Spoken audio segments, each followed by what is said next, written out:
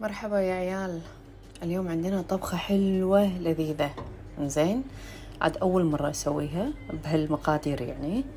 هني عندي باكة، لسانات وكراعين، قصصتهم وحطيتهم بالشوربة.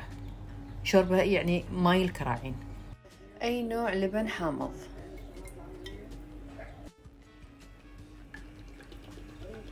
نتفة صغيرة نشا. راح أخلط اللبن مع الكريمة، بس يعني يغلي شوي راح أضيف الشوربة. الشوربة طبعا فيها كل شيء، ملح بهارات كل شيء، بس إذا بعدين حسيت في شيء ناقص بزيد. اللبن قام يغلي، أضيف ماي الباكة وأخلط، وأزيد الماي وأخلط. هذه الحين بحط البطاط، الجزر، لسانات، كراعين.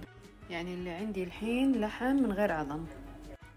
الله يا عدنان راح تحب هالأكلة هذه والله.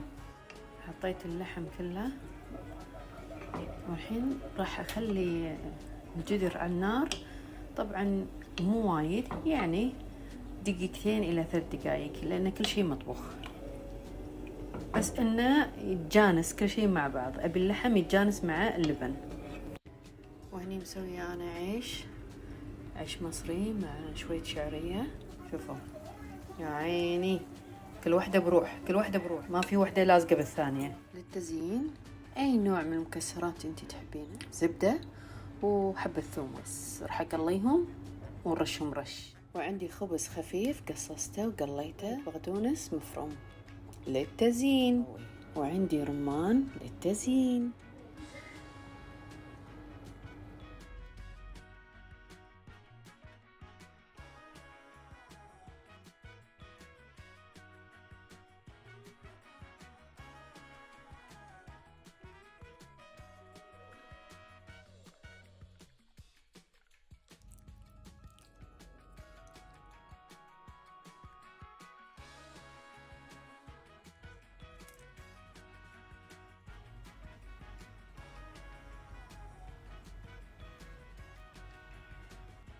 لحظة التذوق.